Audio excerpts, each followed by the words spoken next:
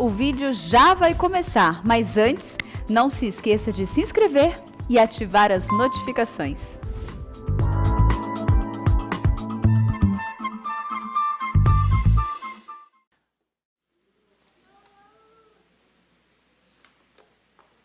Irmãos queridos, nós vamos abrir a palavra de Deus no Evangelho de Jesus Cristo, conforme o relato de João, capítulo 4. João, capítulo 4, versos 43 a 54. João 4, 43 a 54.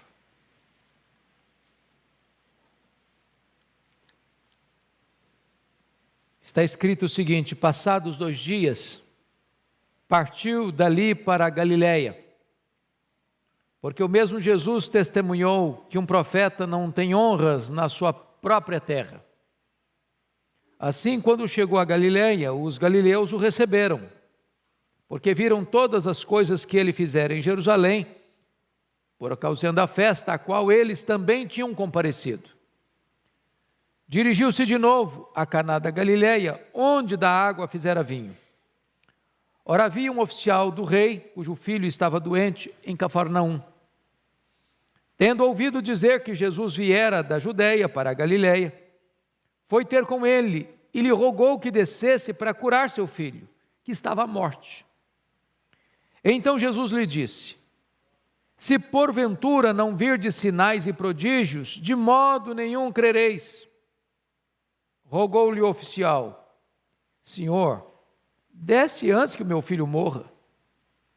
Vai, disse-lhe Jesus, teu filho vive. O homem creu na palavra de Jesus e partiu. Já ele descia quando os seus servos lhe vieram ao encontro, anunciando-lhe que o seu filho vivia. Então indagou deles a que hora o seu filho se sentira melhor. Informaram: ontem, à hora 7ª, a febre o deixou. Com isto, reconheceu o pai ser aquela precisamente a hora em que Jesus lhe dissera: teu filho vive. E creu ele e toda a sua casa. Foi este o segundo sinal que fez Jesus depois de vir da Judeia para a Galiléia. Amém? O tema que eu quero trabalhar esta noite é este: a minha família precisa de um milagre. Deixa eu lhe fazer uma pergunta. Quem aqui tem parente da própria família ou um parentesco próximo ainda não convertido a Jesus Cristo? Alguém? Obrigado. Quem aqui hoje tem alguém da família, seja pai, mãe, irmãos ou parentes próximos, enfermo? Enfermo.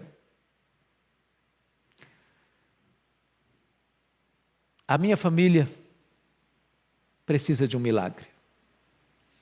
O contexto desta passagem, meus irmãos, é que Jesus tinha passado pela província de Samaria, depois de ter estado na Judeia, fugindo de uma discussão que é muito comum nos dias de hoje: quem batiza mais, que igreja cresce mais, quem tem mais pessoas no hall de membros da igreja.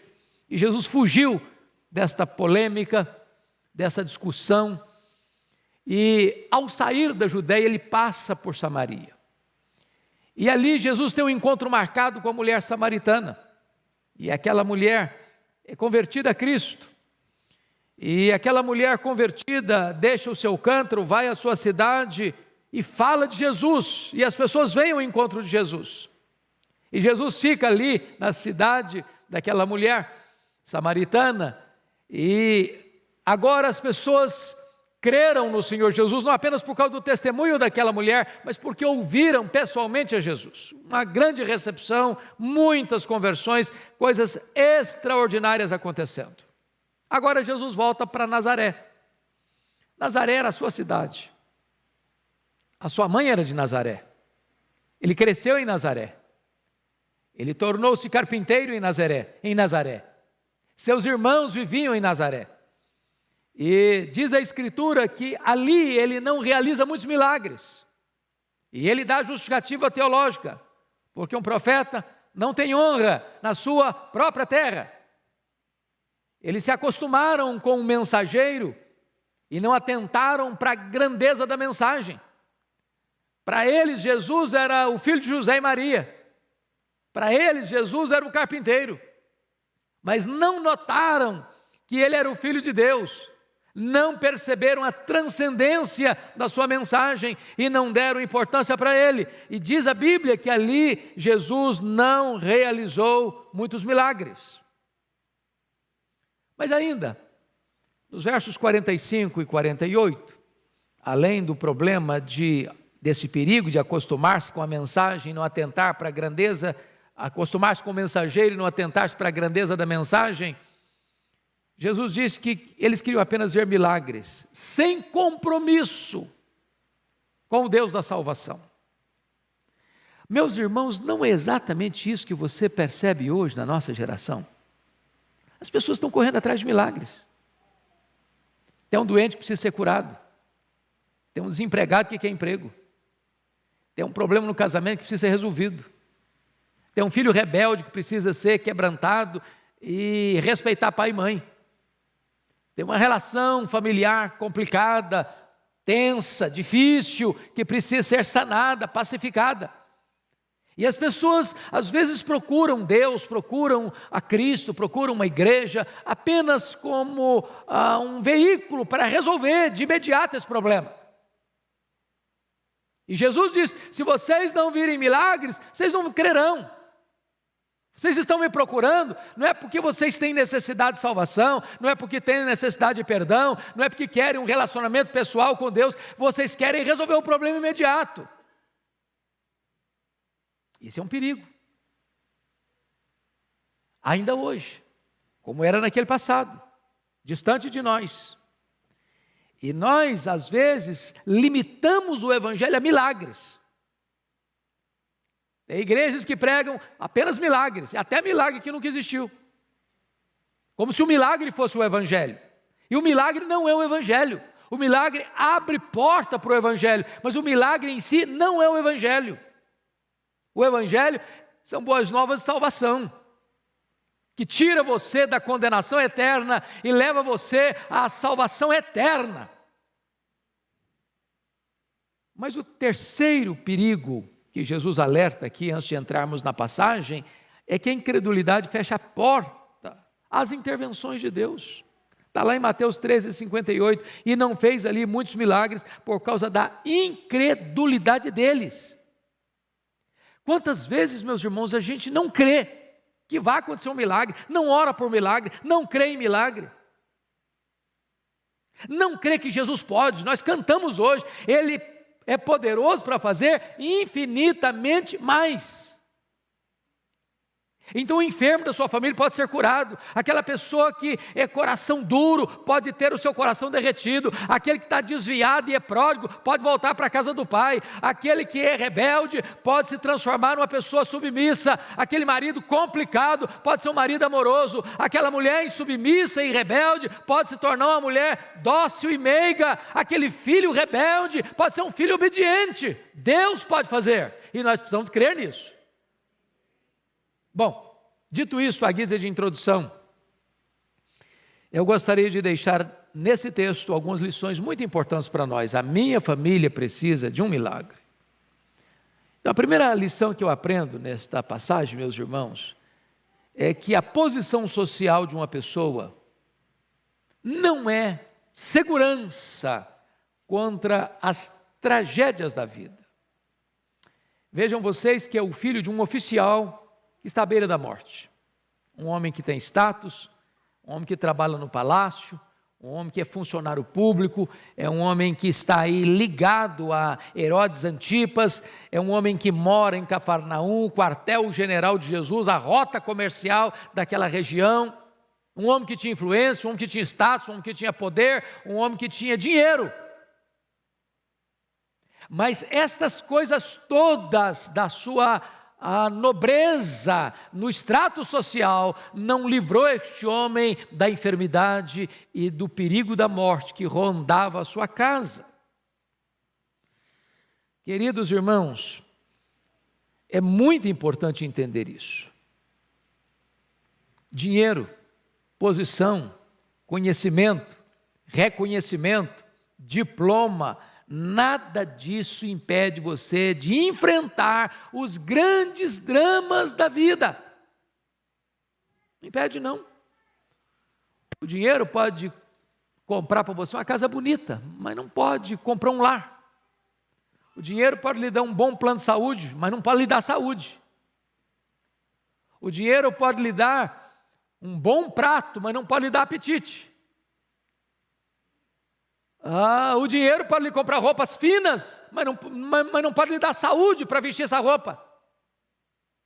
O dinheiro pode lhe dar conforto, mas o dinheiro não pode livrar a sua casa da doença. O dinheiro pode lhe dar um rico funeral, mas não pode lhe dar um passaporte para o céu. Então, esse é o primeiro ponto que eu chamo a sua atenção, é que a posição social não é segurança contra as tragédias da vida. Se fosse, este homem não estaria enfrentando problemas. Quando eu olho para a natureza, e eu fui criado numa região rural, a árvore mais alta é mais sacudida na tempestade. Quanto mais amplos são os galhos, maior é o alcance da tempestade. Quanto mais alta a posição que um homem ocupa na vida, do ponto de vista do extrato social, talvez mais ele é abalado pelos vendavais da vida. Posso até lhes garantir isso, meus irmãos. Posso lhes garantir isso. As pessoas que moram nas casas mais nobres, nos apartamentos mais ricos, nos palácios mais requintados, têm mais dificuldade de dormir do que aqueles que moram nos casebres. O travesseiro é de pena de ganso, mas as turbulências da alma tiram o sono, tiram a paz. Não é segurança, não, sua posição social. O filho estava morrendo, havia cheiro de morte rondando a casa daquele homem. E aquele homem, apesar de rico e da posição que ocupava, não pôde manter a enfermidade fora da sua casa.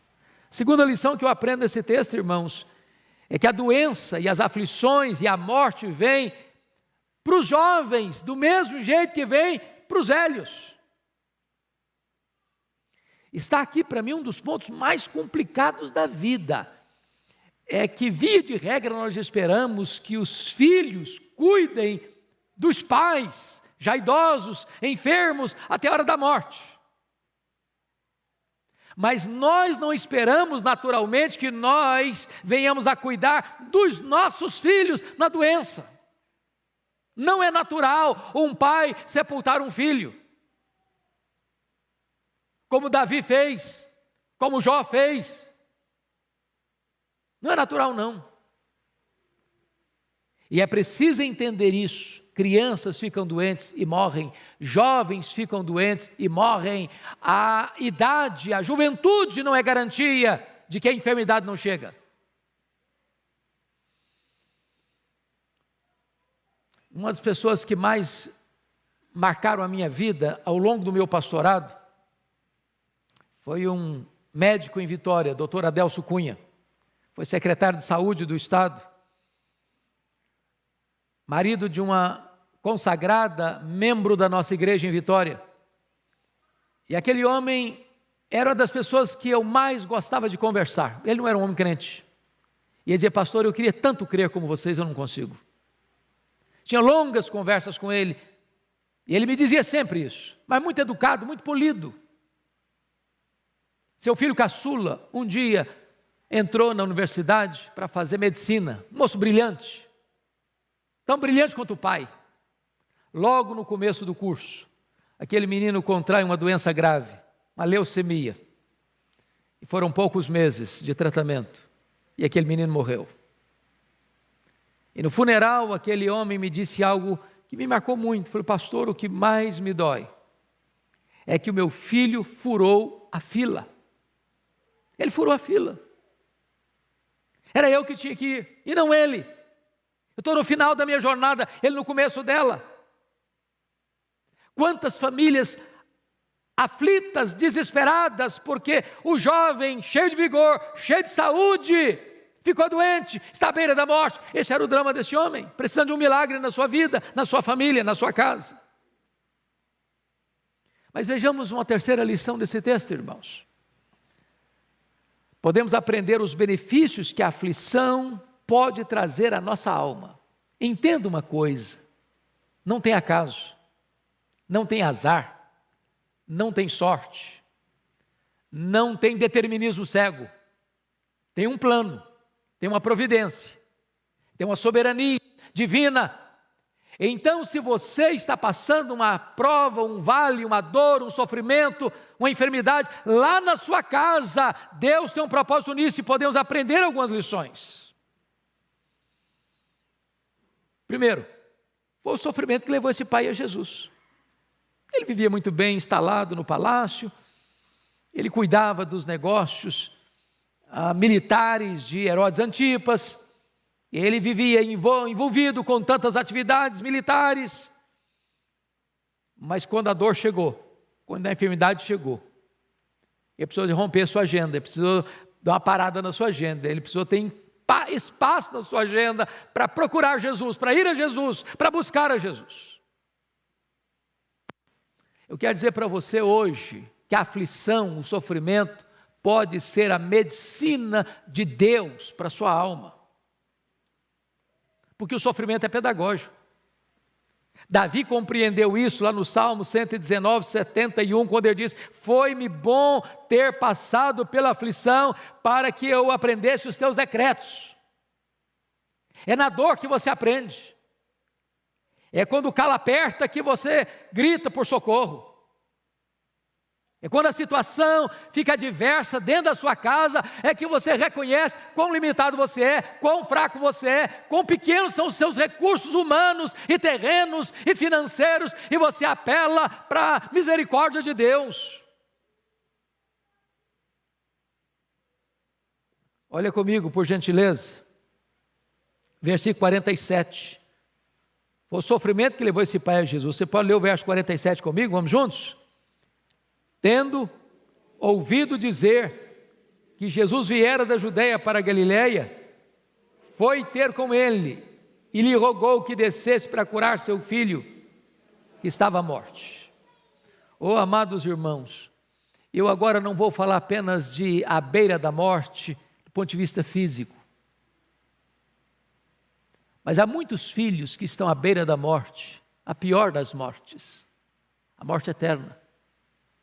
Talvez com saúde, talvez estudando nas melhores escolas, talvez galgando os maiores e os mais elevados degraus da ascensão social, talvez alcançando os cursos mais cobiçados, trabalhando nas empresas mais promissoras, mas à beira da morte. E é necessário que os pais lutem pelos seus filhos, para que eles não morram, para que eles não pereçam, para que eles sejam salvos. Segunda coisa que me marca é que não apenas o sofrimento levou esse pai a Jesus, mas a insistência para Jesus ir à sua casa. Olha comigo, por gentileza, além do versículo 47 que examinamos agora, olha o 49 comigo, leia comigo, por favor, 49, vamos juntos? Rogou-lhe o oficial: Senhor, desce, antes que o meu filho morra. Qual o problema que você tem dentro da sua família hoje que precisa de uma solução urgente de Jesus? Você já usou todos os recursos. Você já bateu em todas as portas. Você já procurou todos os expedientes. E você não consegue uma saída, você não consegue uma solução. Coração mais endurecido, a doença se agravando, o relacionamento mais complicado, a comunicação mais travada. Quanto mais você tenta e se esforça para resolver, mais grave o problema fica. E vocês, meu Deus, ou o Senhor faz um milagre, ou eu não tenho jeito mais, ou o Senhor manifesta o teu poder, ou parece que não tem mais alternativa humana. Mas esse pai insistiu. Esse pai não abriu mão de que Jesus fosse com ele à sua casa. E eu posso garantir a vocês, irmãos, nesta noite, a maior necessidade da sua e da minha família é da presença de Jesus. É da intervenção poderosa de Jesus. Não é de mais dinheiro, não é de mais conforto, não é de mais luxo, não é de mais conquistas financeiras, é da presença de Jesus. Mas notem, a família precisa de Jesus.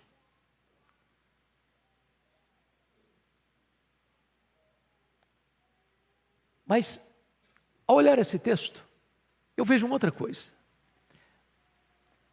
Quais foram os passos que esse pai deu para alcançar o milagre de Jesus na sua família? Porque às vezes a gente quer um milagre, a gente quer uma intervenção divina, a gente quer uma transformação radical dentro da nossa casa ou da nossa própria vida, mas não dá os passos necessários para que isso aconteça. Quais foram os passos que esse pai deu? Primeiro, olha comigo o verso 46 e 47. Dirigiu-se de novo a Caná da Galileia, onde da água fizera vinho. Ora, havia um oficial do rei, cujo filho estava doente em Cafarnaum. Preste atenção que Jesus está em Caná da Galileia, o homem mora em Cafarnaum, à beira do mar da Galileia. De Cafarnaum a Caná da Galileia, em torno de uns 30 quilômetros. 30 quilômetros. Você faz 2 quilômetros andando bem apressadamente em 20 minutos.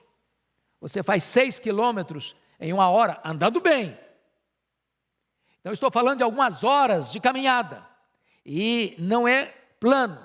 De Cafarnaum a Caná é subida, subida, subida, subida.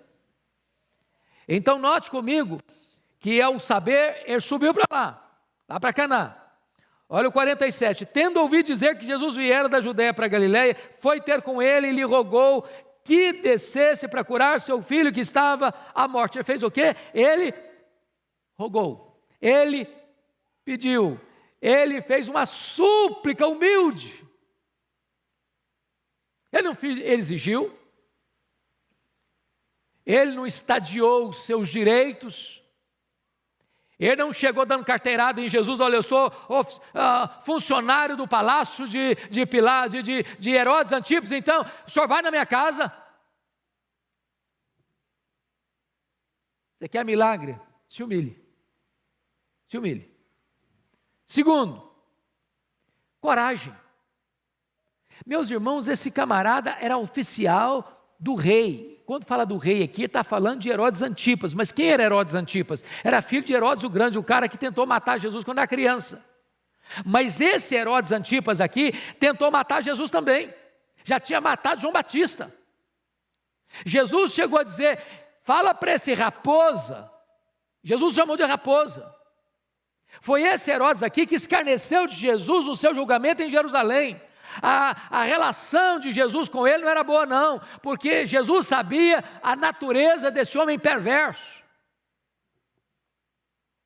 Certamente quando ele vai procurar Jesus, ele sabe dos riscos que ele corre enquanto oficial de Herodes. Mas quando você tem uma causa urgente, quando você tem um problema que precisa ser resolvido dentro da sua casa, você tem coragem de romper barreiras e ir aos pés de Jesus. Terceiro, além de humildade e coragem, ele teve persistência. Porque a resposta de Jesus, olha comigo no versículo 48, é uma resposta que dá para desanimar. Quando ele vai a Jesus e roga Jesus para descer com ele, para curar seu filho que estava morto, olha a resposta de Jesus no 48. Você pode ler o 48 comigo? Então, Jesus lhe disse, se porventura não virdes sinais e prodígios, de modo nenhum crereis. Bom, mas esse homem não foi lá, a princípio, Senhor, eu vim aqui para crer no Senhor. eu vim aqui porque eu preciso da salvação. Não, o pedido dele era outro. Ele tinha um filho doente à morte. O que ele está querendo agora é cura. O que ele está precisando é de cura. Aí Jesus desvia o assunto para falar: olha, se vocês não verem milagre, vocês não crerão. De modo nenhum vocês crerão. Mas eu podia sair daí decepcionado, falando: mas eu não vim aqui para ser salvo, eu vim aqui porque meu filho está morrendo. Mas foi exatamente a dor do filho que levou esse homem a Jesus. E diante de uma resposta que ele poderia não ter entendido, ele insiste com o pedido: Senhor, desce depressa, vá comigo, não posso sair daqui sem que o Senhor vá na minha casa, a minha casa precisa de um milagre, e eu preciso que o Senhor vá comigo. Ele insiste. Você tem insistido? Ou você tem desanimado? Mas, notem comigo, esse homem exerce fé. Olha o versículo 50 comigo. Leia o 50 comigo também, por gentileza. Vamos juntos? Vai, disse-lhe Jesus: teu filho vive. O homem creu na palavra de Jesus e partiu. Preste bem atenção nisso. Qual era o pedido dele? Para Jesus descer com ele. Jesus muda os planos do homem. Eu não vou descer com você. Eu não vou com você. A palavra de Jesus: pode ir, vai, pega a estrada, retorna à sua casa. Mas lhe deu uma promessa: o teu filho vive. Teu filho está curado. O milagre aconteceu. Eu sou o Deus de perto e o Deus de longe. A minha palavra tem poder. A minha palavra opera o milagre. Então vá, porque o teu filho vive. E diz a Escritura que ele creu e partiu. Oh, amados irmãos, talvez o que nós precisamos hoje é crer e obedecer. Porque tem hora que o problema é tão complicado que a gente começa a desenvolver a teologia da Marta. Senhor, se tu estiveras aqui, meu irmão não teria morrido. Agora, Senhor, ele está morto, agora também não adianta mais, já cheira mal, não adianta mais. Então tem hora que você coloca as limitações da sua falta de fé para o poder de Deus operar. E saiba de uma coisa: o poder de Deus é maior do que a sua pequena fé. Se Ele deu uma ordem, creia. Se Ele mandou, obedeça. Se Ele falou, Ele é poderoso para cumprir a sua palavra, e se Ele fizer, ninguém pode impedir a sua mão de fazê-lo. Se creres, verás a glória de Deus. Agora, uma quarta lição que eu aprendo aqui, que é magnífica no verso 50, é que a palavra de Cristo é tão boa e tão eficaz quanto a presença de Cristo. Porque esse homem estava equivocado em duas coisas. A primeira coisa que ele estava equivocado é o seguinte: se Jesus não for, não tem milagre. E a segunda posição equivocada dele: se o meu filho morrer, também não tem mais jeito.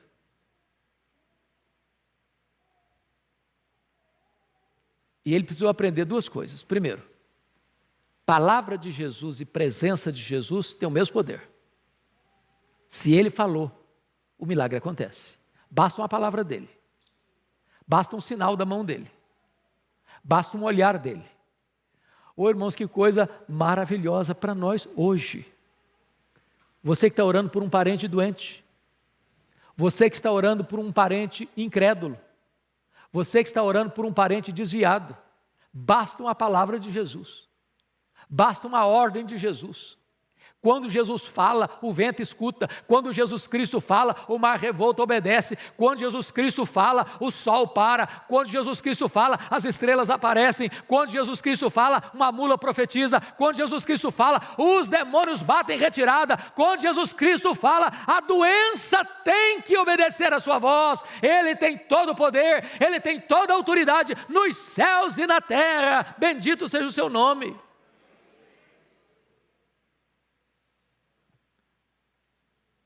Jesus não desceu a Cafarnaum, mas deu uma ordem. E o menino ficou curado. Mas a última lição que eu quero tirar desse texto é que nós aprendemos que as aflições podem nos levar também, não só à presença de Jesus, mas também a maturidade espiritual. Notem comigo o avanço espiritual deste pai. Primeiro, ele começa com a fé trôpega, conforme denunciada por Jesus no versículo 48. Se não virdes sinais e prodígios, de modo nenhum crereis. Tem muita gente assim também hoje. Eu preciso ver para crer. Sou igual Tomé. Se eu não ver, eu não creio. Esse era o primeiro estágio desse homem. Mas em segundo lugar, a sua fé vacilante tornou-se uma fé confiante. Olha o verso 50. Vai, disse-lhe Jesus, teu filho vive. O homem creu na palavra de Jesus e partiu. Ele não discutiu com Jesus. Ele não quis mudar a agenda de Jesus. Ele não protelou. Imediatamente ele obedeceu. A fé vacilante torna-se agora uma fé confiante. Terceiro estágio. A sua fé confiante tornou-se uma fé confirmada. Preste atenção nisso.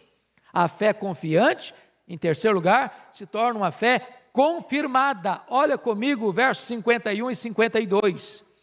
Já ele descia quando os seus servos lhe vieram ao encontro, anunciando-lhe que seu filho vivia.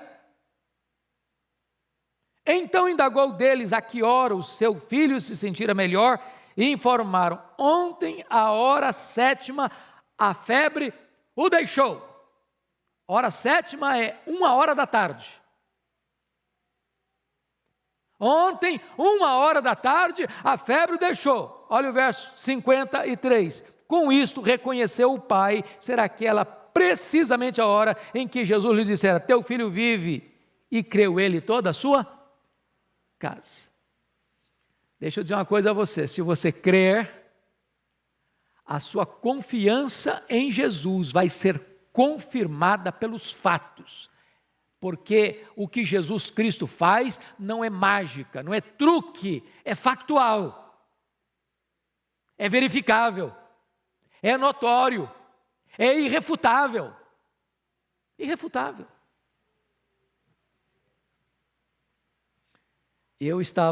Acho que eu falei isso domingo aqui, eu não sei se foi exatamente aqui, uma igreja que eu estive, não me recordo agora.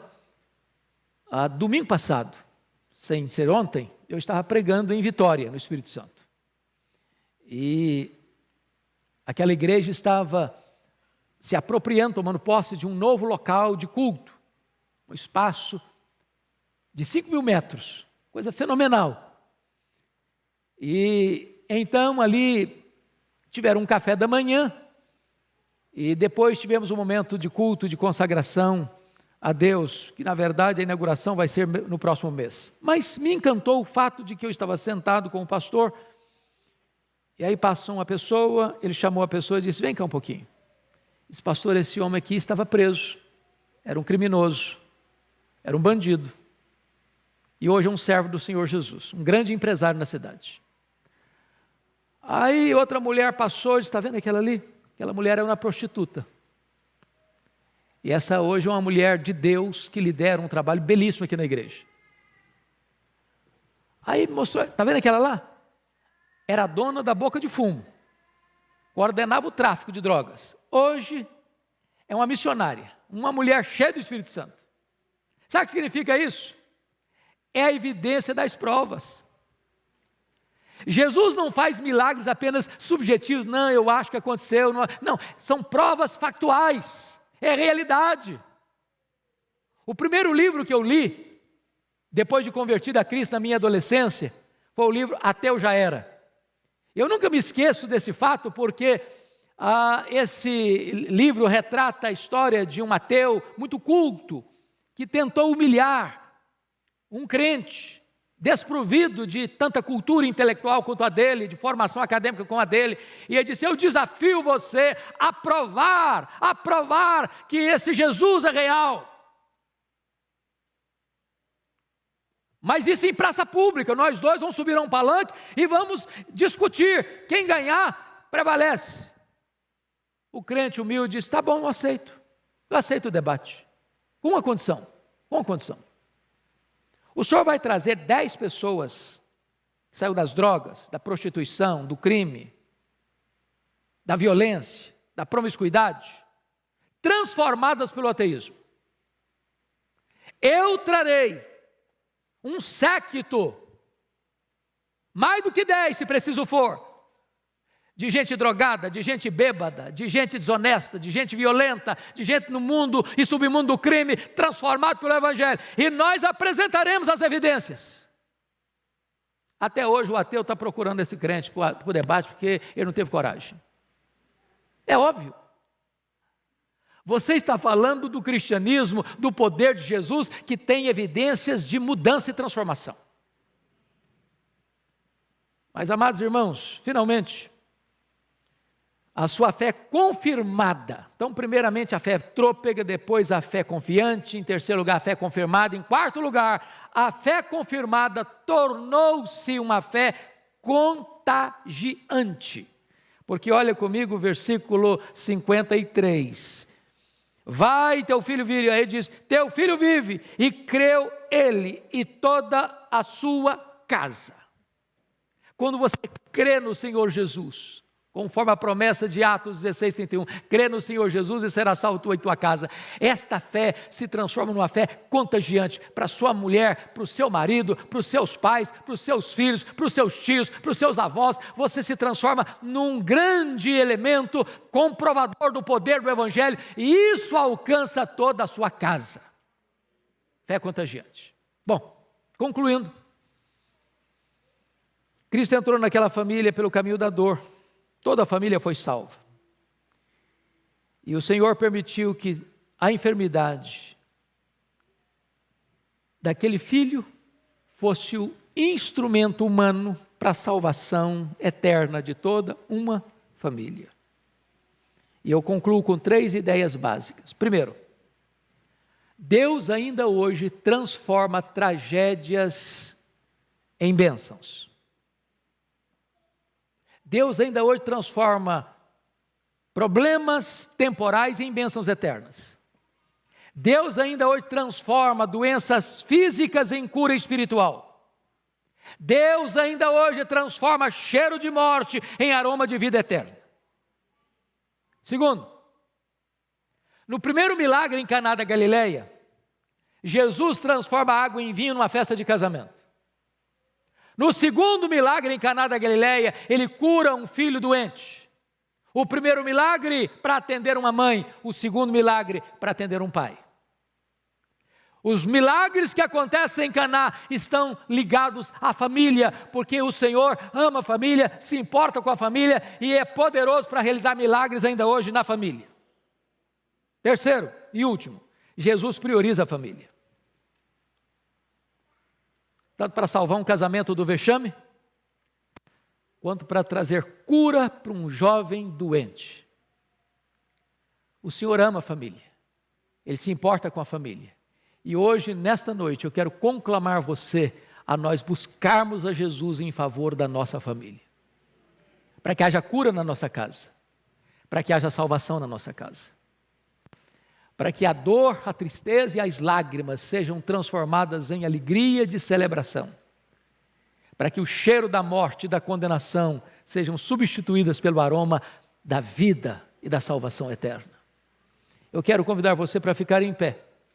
E nós vamos orar pela família. Colocar a família nas mãos de Deus. A minha família precisa de um milagre. A sua família precisa? Eu queria que agora, eu vou pedir ao pastor Arival para fazer esta oração intercessória bem específica. Você vai agora pensar comigo naquela causa que só um milagre pode mudar na sua família. Você sabe qual é esse problema. Ou é um problema de saúde, ou é um problema espiritual, ou uma dureza de coração que há anos você ora pela conversão, ou aquele nó no relacionamento de mágoas e inimizades que precisa ser desatado, você não sabe como. Qual é o problema tão grande que os homens não podem resolver? Só um milagre de Jesus pode resolver hoje. Coloque esse assunto na presença de Jesus.